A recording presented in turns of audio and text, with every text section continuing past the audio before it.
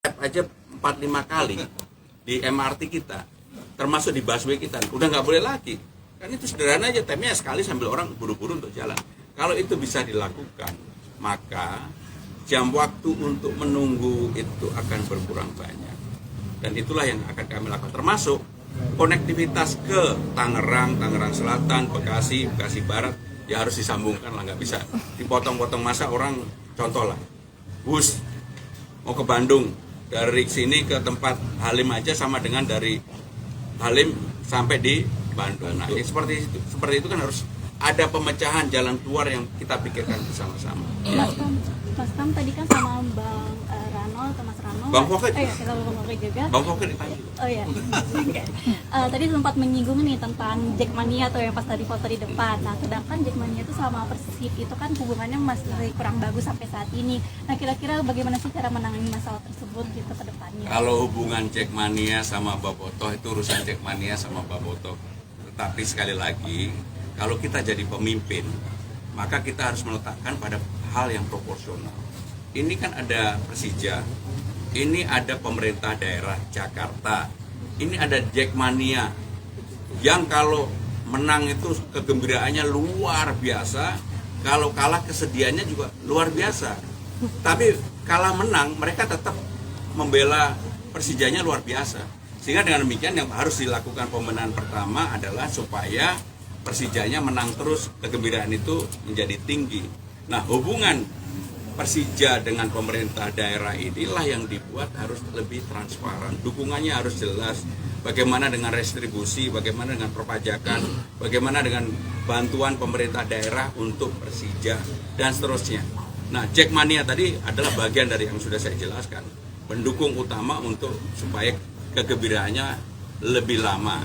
Kalau menang terus kan lebih lama, dan kami berdua kebetulan saya dulu pemain bola, Bang Dul juga pemain bola, kami yakinlah kami punya insting untuk itu. Bang Fokel. R. Petra di zaman Bang dulu.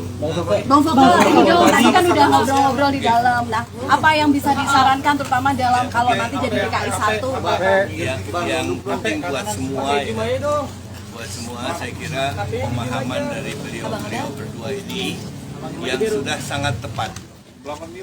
Dalam konteks ini dia sudah mengutarakan bahwa pembangunan itu harus berkesinambungan dan harus dilihat dengan kacamata yang berkesinambungan.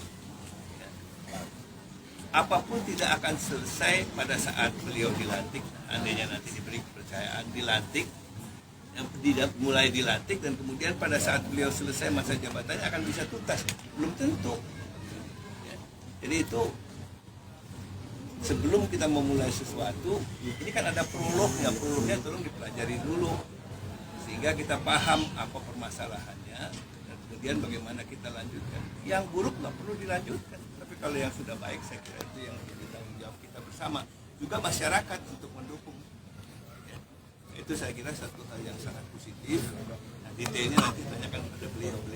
Tapi yang jelas ini merupakan satu modal yang sangat baik, sangat positif untuk Kota Jakarta ke depan. Ada ajakan buat gabung ke tim pemenangannya Pak Pramono sama Bang Rano nggak Bang?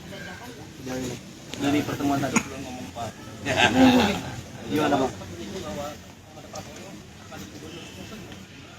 Tadi kan udah dijelasin sama beliau. Saya waktu saya maju waktu itu saya jadi wakil gubernur. Ya. Setelah saya jadi sekda itu masa sulit Jakarta karena krisis. Dan saya jadi wakil gubernurnya Pak Yos, Bang Yos. Ya, periode pertama. Nah, itu waktu itu pun saya sudah berkomunikasi cukup akrab dengan partai dan juga dengan Mas Pram secara pribadi. Dan waktu setelah saya selesai masa jabatan sebagai wakil gubernur, saya banyak kawan-kawan yang menyarankan itu sebagai gubernur, antara lain Pak Pram. Ada boleh jelasin karena aku udah pensiun, udah expired. Ya itu tetap saya juga belum lihat programnya kayak apa ya. Jadi kita lihat dulu, kita tunggu lah. Pokoknya yang jelas saya berterima kasih, bersyukur saya bisa mendapat kesempatan bersilaturahmi dengan orang-orang yang akan memimpin kota ini ke depan.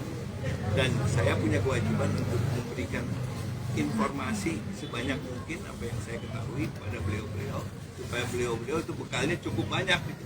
Ya. Yang jelas harus lebih baik daripada sebelumnya.